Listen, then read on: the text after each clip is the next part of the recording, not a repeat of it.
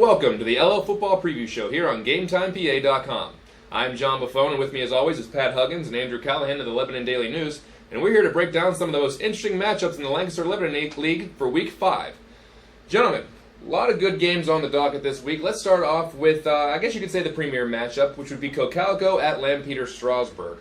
The Eagles have to be soaring high after that 50-6 victory over Lebanon last week. They rushed for over 430 yards on the ground, and they got to feel pretty good going into this matchup because Lampeter-Strasburg gave up over 350 yards on the ground to Solanco last week in a 42-14 loss. But you can say that the Pioneers always have an ace up their sleeve when Colin Bearshank steps on the field at quarterback. Not exactly a contrasting style, but LS will open it up with the passing game a little bit more than Cocalico will because they run that veer option offense. Brady Sawyer right now, the backup quarterback, running that offense. But it's hard to call him a backup because he's the same guy who stepped in for Dante Haynes last year and took them to the District 3 championship game. So both of these teams would love to get a win here. Cocalico fell 42-0 to LS last year at home. I'm sure they'd really love to get some retribution for that. How do you guys see this one shaking out? Well, I think if LS is having trouble stopping their own, that's kind of a bad place to be playing Cocalico. Always very effective running the ball, and I'd have to lean toward Cocalico at the moment unless LS can tighten up that run defense a little bit. I think I'm going to lean towards the Eagles as well. You know, it's a little bit of a slower start than I think any of us anticipated for them so far this season, but you saw things really fall into place there against the Cedars for them last Friday, and I think they're just going to be able to build on that and the way that they run their offense. And you've got to have that methodical approach and moving downfield as they do, and I think that continues against the Pioneers. Should be closer, just because I don't think you'd expect LS to have the back-to-back games as they did last week against Solanco and bring it in against Cocalico, but I think you have to go with the Eagles in this one. All right, guys, let's switch gears a little bit, although you can say that LS and Cocalico game may be a black and blue affair. You might know about that. It was a play on words because I am sporting a shiner today. But let's move on to your neck of the woods here when we have Annville-Cleona and Elco. Obviously, Annville-Cleona kind of tripped up last week against Donegal, and they're looking to get back on track this week. How do you guys see this one going down? And I tell you what, it's a pretty big game for this. Still pretty, I guess we're at the halfway point of the season, but the losers kind of on the outside looking in. I think at the section race, Elco's got a little confidence going after beating Pequea last week. Annville, as you noted, stumbled a little bit. So there's a lot at stake at this one, and I would really watch out for Elco right now. I think they're a team that could sneak up a little bit, had an 0-3 start, but still have the ability to be a player in the second race. And, of course, Annville needs this game pretty badly to get back in the hunt after last week.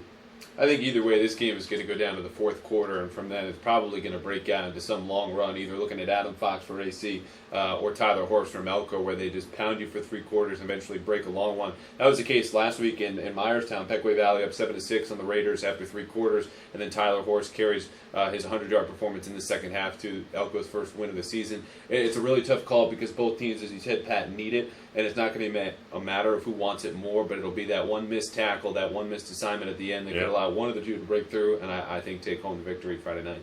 Either way, the big implications already in the Section 3 race.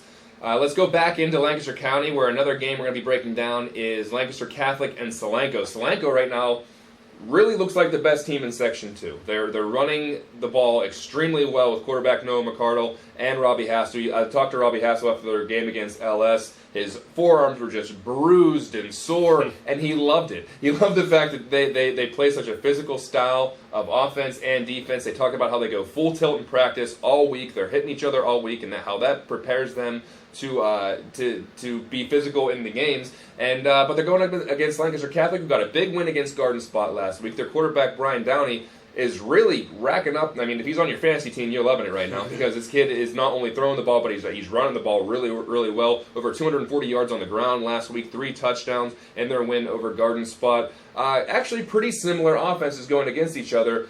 Clearly, Solanco will be the favorite here, but if Lancaster Catholic is used to running this kind of an offense, they're probably used to kind of defending it as well. So it could be a little closer than what people think, don't you think? Yeah, I think so. And Lancaster Catholic's got to have some confidence after that win over Garden Spot. They could make this thing interesting. I still think the way things have played out, Solanco's kind of looks like the team to beat. So I think it's going to take a big effort from Lancaster Catholic, particularly if Solanco can continue to be that physical running the ball. But Lancaster Catholic definitely with a shot, like I said, coming off the Garden Spot win. They got a shot, but I'm not so sure it's going to be too close. And this is just more a product of mine being a little slow in the upkeep with picking Solanco and getting on the Mules bandwagon. But there's no doubting what they did against LS last Friday. And you mentioned the open with that, John, is just how physical they were. And when you've got the size and they know what they're doing up front and out of the backfield, there's just nothing you can do about it because the game becomes very simple down then, from blocking to tackling to running straight ahead. Solanco is firing on all cylinders, and I think they keep rolling here in Week 5. Going to be another physical game in Quarryville this week. All right, gentlemen, let's finish up with a game has a team from both of our neck of the woods in it. That'd be Pequea Valley and Northern Lebanon. Pequea Valley so far underperforming to what they'd like. Northern Lebanon, staying afloat as of right now with a pretty solid record. This is more your forte, gentlemen. It's a Section 3 game. How do you see this one going down? I like Northern Lebanon.